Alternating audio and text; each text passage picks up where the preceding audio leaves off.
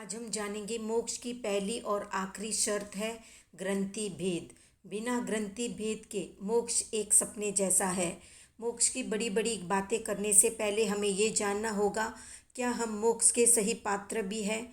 क्या हमें अपूर्वकरण का आभास हुआ है? क्या हमारा ग्रंथि भेद भी हुआ है? तो जानते हैं कैसे आत्मा अनादिकाल के दुखों से अपने आप को मुक्त करने के लिए क्या करती है। आत्मा की सर्वाधिक निम्न अवस्था है मिथ्यात्व। मिथ्यात्व का अर्थ है श्रद्धा की विपरीतता, यानी जो जैसा है उसे वैसा न समझकर अन्य रूप में समझना ही मिथ्यात्व है। मिथ्यात्व अविकसित या निम्न अवस्था है आत्मा की, किंतु निम्न अवस्था होते हुए भी ज्ञात अज्ञात रूप में आत्मा को अपना स्वरूप प्राप्त करने की एक उत्सुकता या तड़प अव्यक्त रूप में रहती है।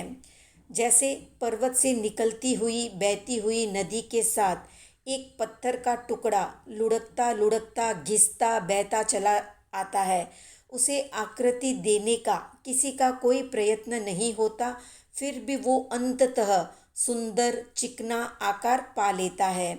उसी तरह एक ऐसी अप्रयत्न साध्य स्थिति आत्मा प्राप्त करती है जहाँ राग द्वेषात्मक ग्रंथि के शिथिलीकरण की दिशा में अंतःस्फूर्ति उद्भूत होती है, और जैन दर्शन में इसे यथा प्रवृत्तकरण कहा जाता है। आत्मा के प्रगाढ़ राग द्वेषात्मक परिणामों से कर्म जनित ये ग्रंथि बड़ी सघन दृढ़ और घुली हुई गांठ की तरह दुर्भेद्य होती है। यदि इसका भेदन हो जाए तो सम्यक्त्व आदि मोक्ष के साधनभूत गुण प्राप्त हो जाते हैं, पर वैसा होना अत्यंत दुर्लभ है। वहाँ पर प्रबल अध्यवसाय या पुरुषार्थ की आवश्यकता होती है। चित्त को अस्थिर विचलित बनाने वाले अनेक विघ्न वहाँ पर आते रहते हैं। घोर संग्राम या युद्ध में लड़ते हुए योद्धा की तरह जो वहाँ पर डट जाता है वो सफल हो जाता है।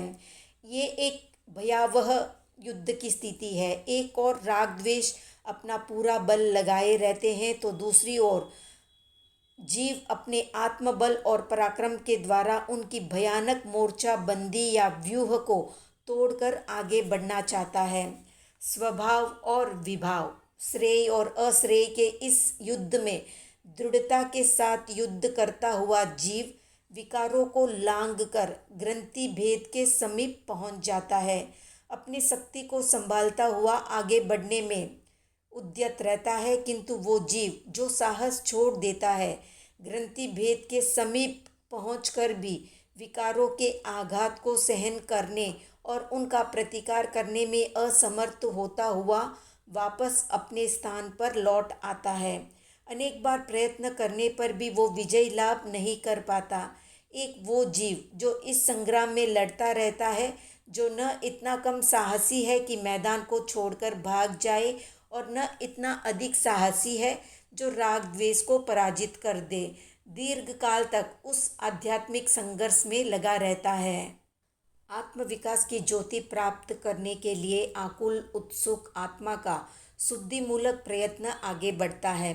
आगे बढ़ते हुए वीर्योल्लास या आत्म पराक्रम के द्वारा राग द्वेष के दुर्ग को भेद करती हुई आत्मा ग्रंथि भेद के लिए अपने आप को सर्वभाव से संलग्न कर देती है। दर्शन की भाषा में इसे ही अपूर्वकरण कहा जाता है।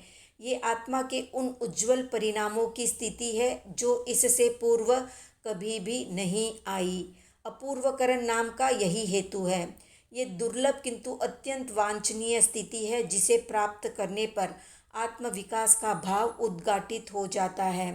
इसे एक उदाहरण से समझते हैं। 3 मनुष्य किसी बड़े नगर को जाना चाहते थे। यात्रा क्रम के मध्य वे एक जंगल में पहुंचे। वहां चोर थे जिनके कारण वो स्थान भयजनक था। वे मनुष्य शीघ्रता से चल रहे थे, इतने में 2 चोर उन्हें दिखाई दिए। उन मनुष्यों में से एक भयभीत होकर वापस भाग उठा, दूसरे को उन चोरों ने पकड़ लिया। तीसरा पराक्रम द्वारा उन चोरों को पराभूत करके या हराकर उस भयानक स्थान को लांघकर नगर में पहुंच गया। तो ये एक रूपक है। यात्रा पर निकले हुए मनुष्य जीव है। ये संसार एक जंगल है, कर्मों की स्थिति मार्ग है। ग्रंथि भयानक स्थान है। राग और द्वेष दो चोर है। दीर्घ स्थिति युक्त कर्मों से बद्ध जीव जो ग्रंथि भेद के समीप पहुंचकर भी विकारमय भाव के कारण फिर अपनी स्थिति में लौट जाता है, वो पहला मनुष्य है।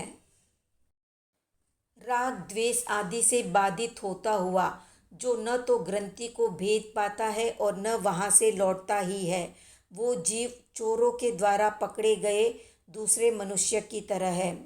अपूर्वकरण द्वारा जो राग और द्वेष को मिटाकर उन्हें पराजित करके सम्यक्त्व प्राप्त कर लेता है, वो तीसरा मनुष्य है।